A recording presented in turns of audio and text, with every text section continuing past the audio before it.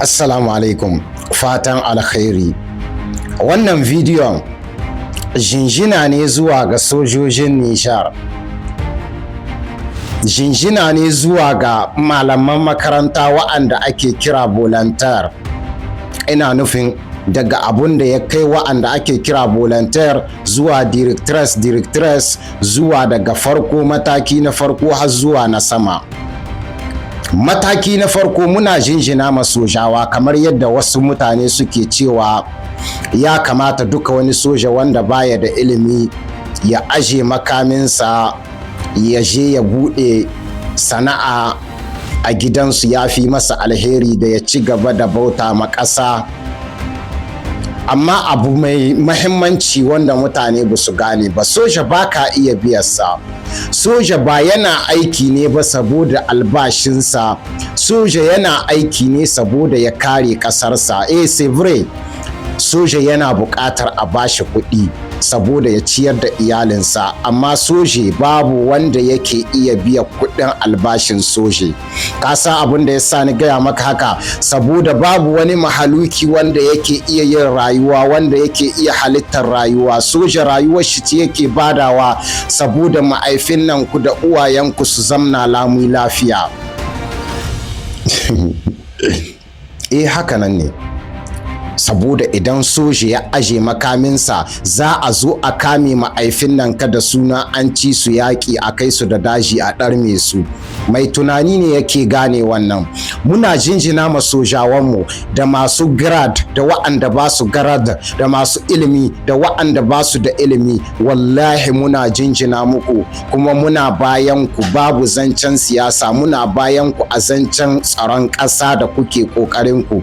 Ko akwai siyasa ko babu siyasa, ko da kun fice muna bayan ku, kuma ko kuna nan muna bayan ku sojawa wa'anda suke ba da rayuwarsu saboda ƙasashensu.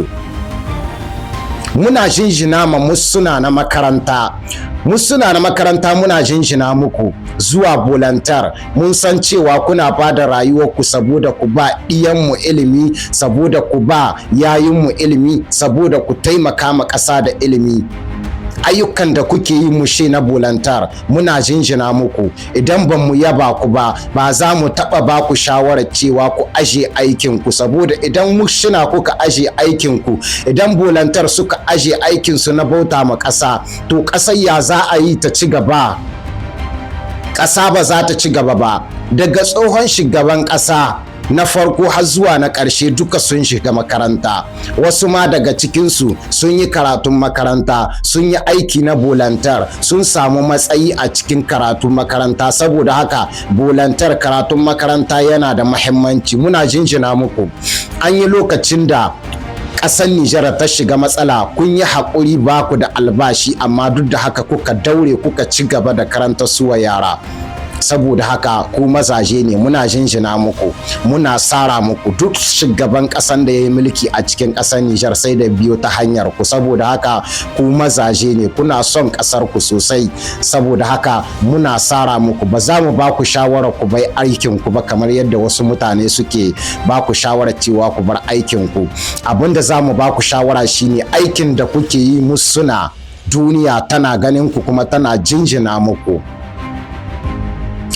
Ƙasanmu, ƙasar Nijar, muna jinjina ma sojawan Nijar wa'anda ba su ne suka ka ta'addanci a cikin Nijar ba su as-sanadiyar kawo shi ba, wa'anda ba su ne as-sanadiyar kawo talauci a cikin Nijar ba, wa'anda ba su ne as-sanadiyar rishin ruwa a cikin Nijar ba. Duka wani talauci da ake fama da shi saman shekara 60 zuwa shekara 20 zuwa 25 zuwa shekara 10 zuwa shekara 15, sojawa ba ku kuka kashi ba. Kun zo ne ku gyara ayyukan da an riga an lalata a baya. Amma aksarin mutane ba sa tunanin wannan, ba sa tunanin baya a lokacin siyasa mushuna an yi watanni masu yawa ba a biya su ba. Ba sa tunanin cewa akwai lokacin da sojoji ma ba a biya su ba a cikin siyasa kuma suna filin daga ba su aje makami ba. Na baka awa 24 duk lokacin da portar deteni na ƙasa ya aje bindiga ya ce ya bar aikinsa, to awa 24 ƙyan ta'adda za su dawo su kama ma'aifin nan ku, su kama iyanku, su yi ma iyanku fyaɗe, su yi ma ma'aifin nan ku fyaɗe, su kai su da daji su ɗarme su.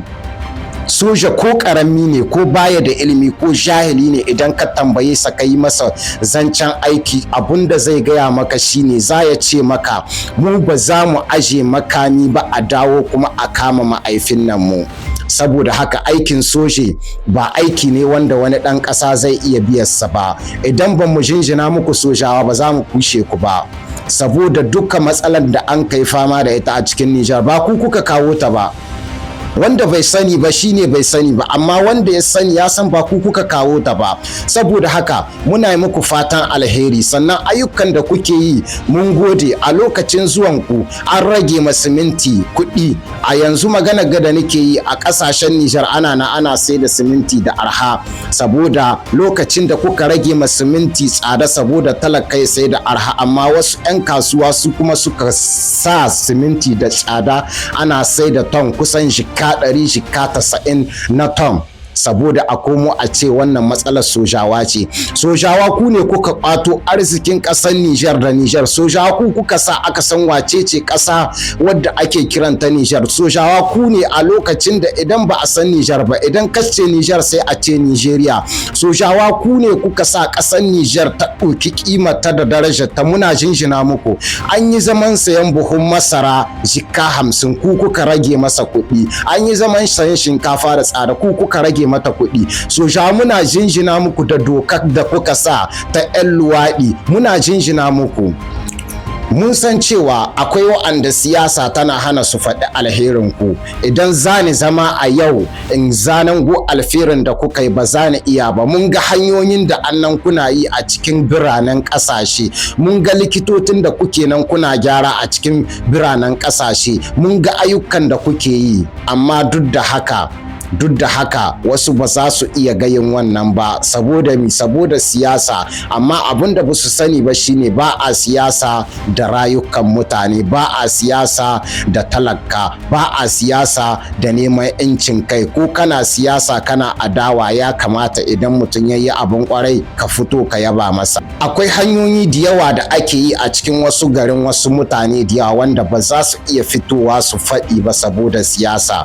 Akwai gadodi da yawa da ake yi saboda 'yan ƙasa talakawa, amma ba za su iya fitowa su gayi ba saboda siyasa. Mun sani idan aka kawo hari da ƙasa wanda ake fara kashewa soja ne kafin a kai da talaka. Mun san hakan sojawa. Ayyukan da kuka yi da wa'anda kuka sa hannu bisa takardu ana yi da incin kai da kuka daraja tafi kuɗi wadda kuka kwato ta incin Nijar. Ana ganin dan Nijar da daraja. Mun sani mutane da yawa ba su son su ga haka saboda siyasa. Ku yi haƙuri, siyasa haka nan ne take. Wasu mutane suna siyasa ma da rayukan mutane, wasu mutane har da rayukan mutane suke siyasa. Ku yi haƙuri, duk halin da Nijar take ciki na alheri ne kun ka kawo shi a daidai wannan lokaci. Amma in dai hali ne na sheri, ba yau aka fara sa ba. Saman shekara 60 50 70 da suka fice, shekara 10 15 duka 'yan Nijar suna cikin wannan. Kun zo gyara ne, kuma za mu bin ku a hankali insha Allahu. Mun san kuna kuskure, mun sani kuna kuskure, mun san kuna ƙoƙari, mun san kuna kuskure, mun san kuna ƙoƙari. Amma idan kuka yi kuskure za mu auna mu gani da kuskuren ku da ƙoƙarin ku wanne ne ya fi yawa. Za mu yi muku fatan alheri. Kullum kuke cin nasara a wajen yaƙi. Muna bayan ku, sannan duk da hakan muna son ƙasar mu. Ko ku kuka yi kuskure za mu gaya muku gaskiya bisa kuskuren ku, amma ba muna gaya muku gaskiya saboda siyasa ko saboda mu ɓata ku a idon jama'a. Fatan alkhairi. Boom.